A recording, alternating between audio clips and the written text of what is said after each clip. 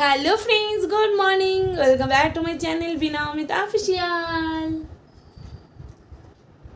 তোমরা সবাই কেমন আছো? আশা করি অনেক ভালো আছো। তোমাদের আশীর্বাদে আমরাও ভালো আছি। চলে এলাম নতুন একটা ইন্টারেস্টিং ব্লগ ভিডিও নিয়ে। আছি সারাদিন। ও বাবা, দেখো তোমাদের শ্যুট করে দিচ্ছে মাম্মা। ঢিক্যাও ঢিক্যাও বলো, আমাদের ঢিক্যাও ঢিক্যান করে দেবো। তো চলো আজকে ব্লগটা শুরু করা যাক। ভালো লাগলে কি করতে হবে? লাইক কমেন্ট শেয়ার করতে হবে। আর ভালো লাগলে পেজটিকে সাবস্ক্রাইব করতে হবে। তো চলো ভিডিওটা স্টার্ট করি। Let's start.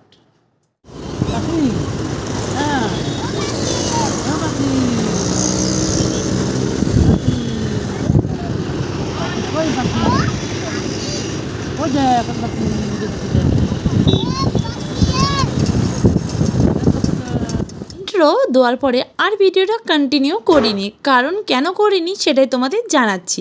তো সকাল সকালই আমরা বেরিয়ে পড়েছি। এখানে তোমাদের পায়রা দেখাতে দেখাতে শুরু করলাম।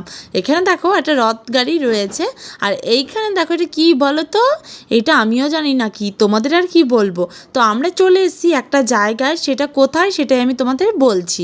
আমরা চলে এসেছি পুজো দিতে। তো এই যে দেখো মন্দিরটা একদম মাটির ভেতরে, কিন্তু ওখানে ফোন অ্যালাউ নেই।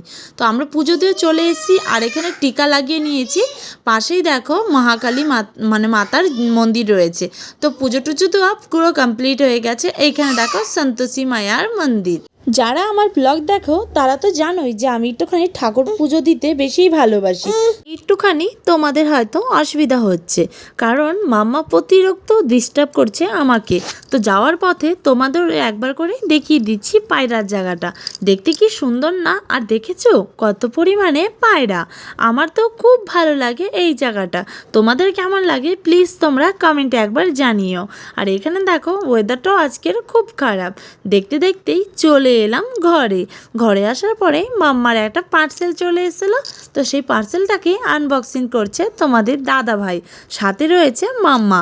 তো মাম্মাও একটুখানি কান্নাকাটি করে নিচ্ছে, কারণ মাম্মার তো মোটেও পছন্দ না কোনো ভালো জিনিস। তো মাম্মার জন্যই এই পার্সেলটা অর্ডার করেছিলাম। কেমন এসছে সেটারই দেখার বিষয়। তো দেখো তোমাদের দাদা ভাইয়ের সুন্দর করে আনবক্সিংটা করে নিল। আর এখানে একটা প্যান্ট আর একটা টপ। তো এই দুটো কি সেট আর কেমন লাগছে সেটাই দেখার জন্য অপেক্ষা করে থাকো। আর যদি ভালো লাগে তাহলে একটা কমেন্ট করতে ভুলো না। চলো।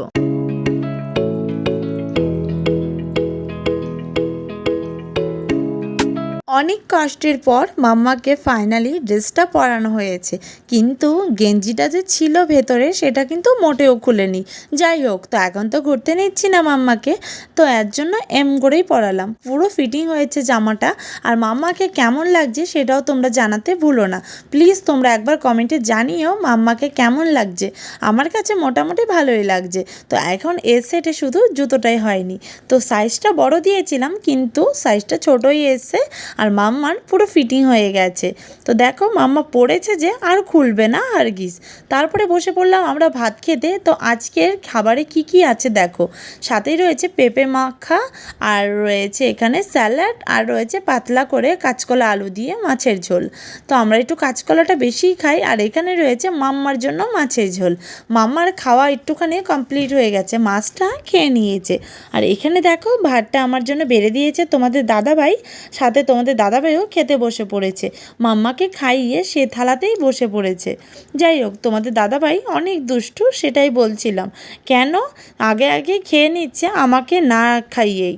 তো এখানে মাম্মা কিন্তু জামাটা একটুখানি পরিমাণে খোলেনি, অনেক জেদ করার পরেও খোলেনি, কারণ মাম্মার জামাটা এতই পছন্দ হয়ে গেছে এখন পরে রয়েছে। আর মাম্মা দেখছে এখানে ফোন, সেটাই তোমাদের বলছে।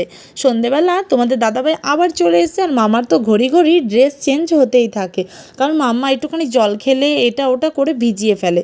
তোমাদের দাদাভাই নিয়ে এসে এখানে নাস্তা কী নিয়ে এসে চলো তোমাদের একবার বলে দেই।